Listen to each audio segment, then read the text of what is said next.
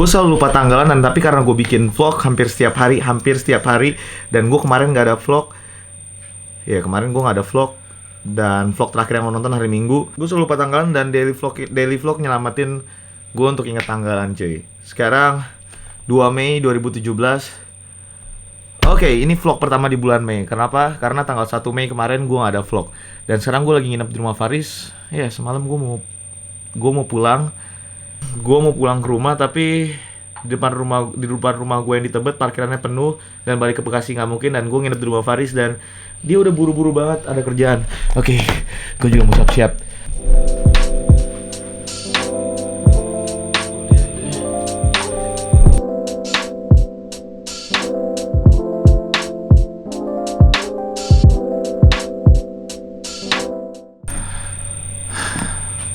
All good. Gitu ya.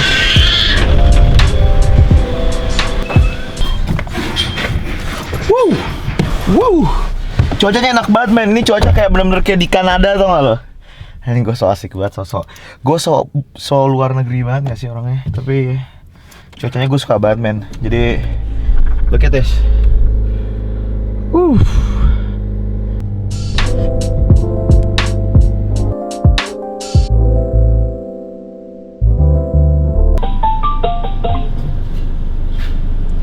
Lai. Di mana lau? Di mana lau? Cabut tuh gue di dalam. Gue cabut ya? Gue cabut ya? Yo. See you bro. Yo.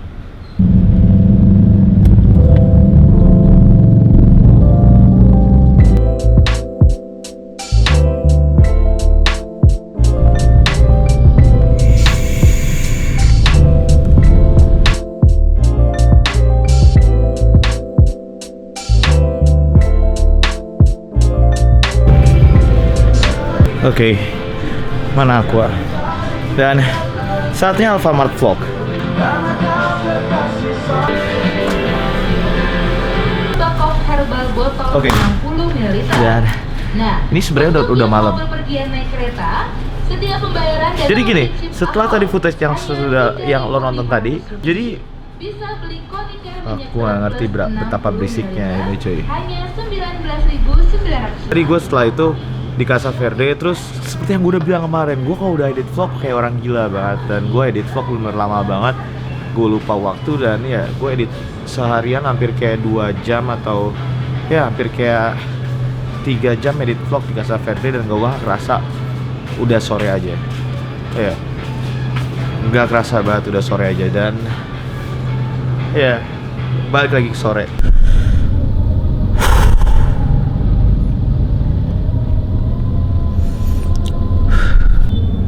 Dan lihat orang ini men, gue gak ngerti lagi apa yang terjadi di kota ini coy.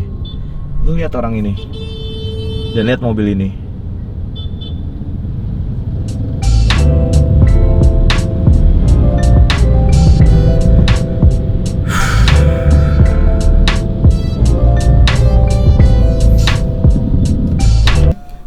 Halo? Iya mas? Halo Pak. Iya? Pak tempatnya 4 berapa? Mana? Jalan lah, santai. Dari mana bang? Jatuh itu Bon Baru. Bon Baru? Oke, bang. Ya.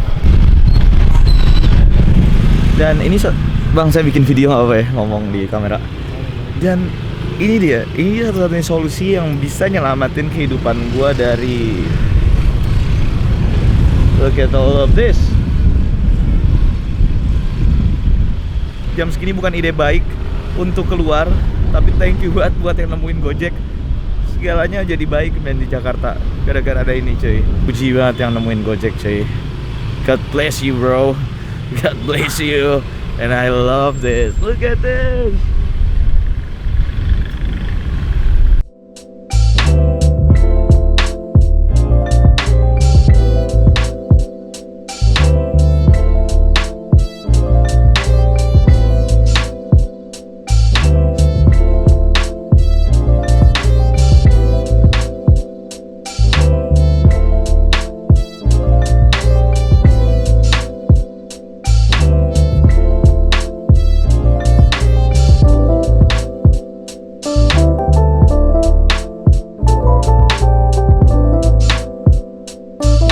Ano. Ano.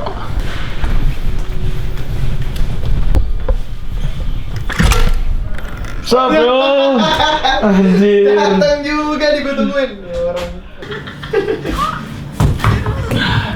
Gue tadi habis makan Ricis dan sekarang gue ngantem ketoprak. Tapi ya gue belum pernah banget nyobain ketoprak Mas Ano. Ketoprak Mas Ano tuh kayak bisnisnya Lu ngasih tau di vlog gak sih, No? Udah lu pernah ngasih tau kan ya? Dia rintis dari semenjak lo selesai kuliah langsung bikin usaha. Hah? Iya, yang dia rintis setelah lulus kuliah di Prasmul, dia langsung bikin ketoprak Mas Ano. Dan gue belum tahu rasanya kayak gimana, tapi yang pasti gue mau tahu rasanya sih. Bagi waktu ya kalau misalnya lokasi syutingnya lagi bagus gitu ya, lagi anak dibawa gitu. Terus kalau misalnya bisa setiap Enak banget demi Allah. Kena kan lu? Gue aja udah makan Ricis. Kena kan lu? lagi stripping kan. Kena lu, Cak. Lagi promo. Iya enak banget men. Serius lo harus nyobain ketoprak Mas Ano. Cobain. Franchise-nya Ano tapi cuma ada di Pejaten sekarang masih daerah Pejaten sama Condet. Iya. Baru cuma ada di sana tapi iya. Ini gue lagi nyobain testernya enak banget men. Kalau ini doain teman-teman biar Eca buka di Tebet teman-teman. Biar daerah-daerah Tebet tuh banyak deh orang-orang tuh. Tebet tuh banyak tau orang daerah-daerah Tebet. Rame ya? Rame Tebet. Aktif tau orang-orang Tebet itu. Apa kita jualan ketoprak juga cuy? Apa kita franchise Mas Ano cuy? Kena kan?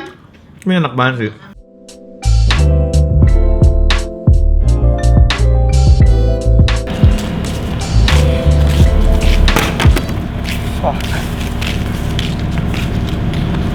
Iya. Vlog hari ini bakalan kayak interview lagi, kayak cuma ngobrol-ngobrol doang. Wait, gue nggak bisa ngomong sini. Karena gue lihat lo kayak banyak banget yang request untuk bikin wawancara tentang kehidupan atau tentang kerjaan atau apapun itu. Dan menurut gue sahabat gue itu Ano orangnya entrepreneur banget. Dan gue belum pernah wawancara dan ngobrol-ngobrol tentang kehidupan sama Ano dan gue vlog. Gue, iya, abis ini konten vlognya bakalan kayak cuma wawancara, ngobrol-ngobrol tentang kehidupan, tentang entrepreneur, tentang, ya lo lihat aja sendiri. Oke, balik lagi ke rumah Ano. Ternyata teman dekat gue ini teman baik gue juga, dan dia punya motovlog juga. Gue tahu lo pasti lo channelnya di bawah, dan ini ya, nama judul vlognya. Dan dia ternyata parah banget cuy.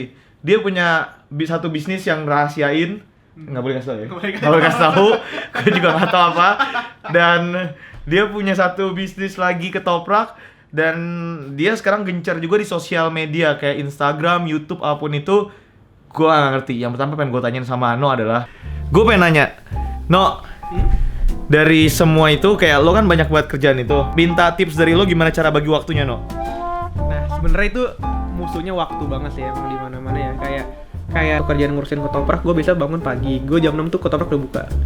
Jam lu buka? Udah begitu gue ketoprak udah buka. Iya, yang ngurusin ketopraknya lo, No? Sebenarnya waktu awal-awal gue, tapi kan sekarang udah ada orang. Tapi gue setiap jam 6 setidaknya gue konfirmasi ke anak-anak. Gimana, udah pada bangun belum? Kan gue langsung kabarin setiap jam 6 pagi. Gimana, udah buka belum anak? Udah pada bangun belum? Udah Mas Ano segala macam. Nah, setidaknya tuh gue udah urusan satu kelar tuh, tenang gue. Orang tuh kayak, lu masuk besok jam 8 gitu. Orang tuh udah malas duluan, Cak.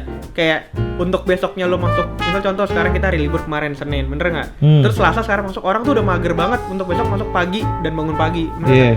Sebenarnya di saat lu bisa ngalahin waktu bangun paginya itu, rezeki lu di sana menurut gue. Pagi itu urusan gue untuk urusan ketoprak kelar. Lanjut lagi gue ke urusan lain, gue pergi ke kantor, ke tempat kerjaan gue segala macam buat urusan kerjaan lain.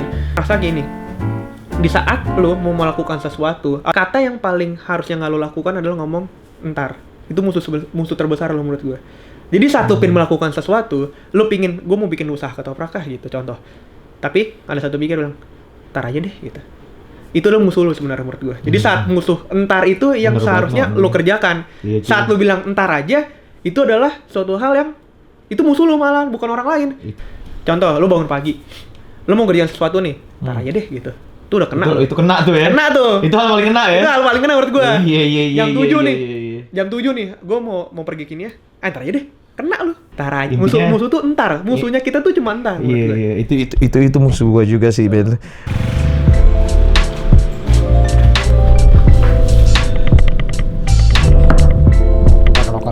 Dan omongan dia tadi, Ano tadi bener-bener nyindir gua banget. Dan ini satu hal, gua bener-bener suka banget menurut waktu terutama sama gym dan hidup sehat gue cuy.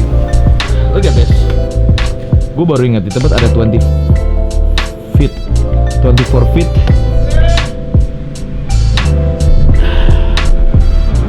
Dan kayaknya nggak ada alasan untuk nggak nge-gym hari ini cuy.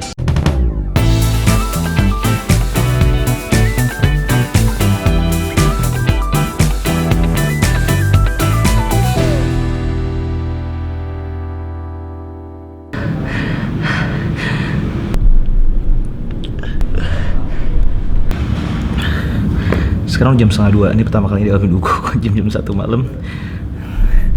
Dan cuma gue berdua sama sini di gym. Oke. No, lo kan kuliah kan jurusan apa no? Gue jurusan marketing. Marketing. Lo S1 dong berarti udah kelar S1. ya? S1 udah kelar ya? Bentar lagi mau nikah kan? Mau nikah. Nah, gue mau nanya sama lo, yang ngeyakinin lo untuk ngejalanin jalan yang lo pilih sekarang itu apa no? Soalnya kan lo kayak entrepreneur abis deh, dan yang lo lakuin bener-bener abstrak kalau menurut gue. Banyak kan lo, semuanya ada men. Ada satu bisnis rahasia, ada satu ketoprak, which is kuliner, ada satu lagi sosial media influencer lah. Dan yang bikin lo yakin dan lo nggak ngambil path yang kayak orang-orang udah banyak jalanin apa no? Nggak mau mengarah kayak, oke gue mau corporate, gue mau tingkatan gue sebagai CMO, CFO. Itu karena zaman dulu gue kayak gitu banget, Cak. Tapi di saat gue udah mulai kuliah, gue mulai lihat orang-orang segala macam, prinsipal orang-orang kalau kerja itu terkadang karena gini, kalau kita kerja, gue bekerja, contoh gue bekerja di corporate A ya, gue ngasih effort gue, misalnya gaji gue asumsi 3 juta di corporate A, gue ngasih effort gue naikin effort gue 10%, tapi gaji gue nggak mungkin nambah 10% ya. Dan gue meningkatkan kemampuan gue, misalnya dari 3 juta, gue naikin semua kemampuan gue sampai 100%, nggak mungkin gaji gue jadi 6 juta.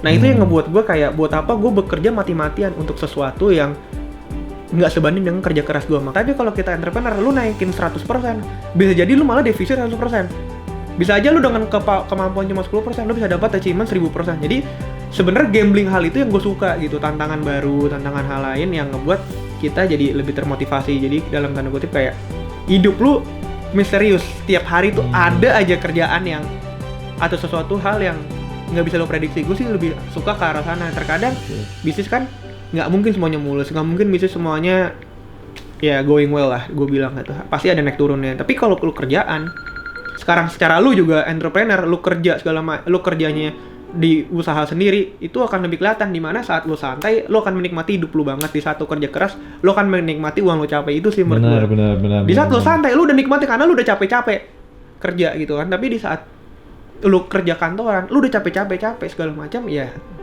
dengan waktunya itu yang kebuang. Karena ya gue lebih suka waktu yang bisa kita atur sendiri. Gue mungkin bisa kerja dalam satu hari 24 jam aja. Anjir yang bener lo. Bisa gue bisa kayak gue kemarin waktu gue ada kerjaan ini segala macam, itu gue jam 11 gue ke Bandung ngambil barang segala macam, jam 3 gue udah pulang lagi ke Jakarta, jam 7 gue ketemu klien segala macam, besok pokoknya ya seperti biasalah ketemu klien, kerjaan segala macam sampai jam 7 malam gue ke Bandung lagi nganter barang lagi, habis itu gue pulang baru bisa tidur. Jadi gue buka ketoprak tuh awal gara-gara gue punya langganan di deket rumah gue tuh bubur. Orangnya itu aja dari gue kelas 4 SD. Sampai sekarang anak yang jualan. Bisnis berarti kan bisnisnya ada, stabil gitu segala macamnya nggak. Itu yang gue belajar kayak ternyata dengan orang itu aja dia bisa katanya haji. Berarti film-film itu menurut gue bener tuh ada tukang buburnya. Jadi gue yakin emang berarti pendapatan bubur itu ternyata bagus. Jadi ketoprak lo bisa bikin lo naik haji juga nih no sebenarnya no ya? Insya Allah sebenarnya bisa. Tapi target lo apa dalam kehidupan lo sekarang no? Hidup target gue dia di umur 35, gue udah gak usah kerja. Oh gitu? Iya, target gue masih punya 10-11 tahun lagi untuk kerja mati-matian. Jadi target lo nikah kan udah tercapai nih ya? Udah. Jadi target kedua itu? Target kedua gue 35, gue mau sama anak udah nikmatin hidup. Target gue itu sih, Cak. Anjing tuh kacau banget no. Itu target gue sebenarnya. Kacau banget no. Di umur 35, gue udah gak perlu lagi mikir. Berapa tahun lagi tuh no? 11 tahun lagi untuk ngejar itu, Cak. Hah? Ya 10-11 tahun lagi untuk ngejar itu.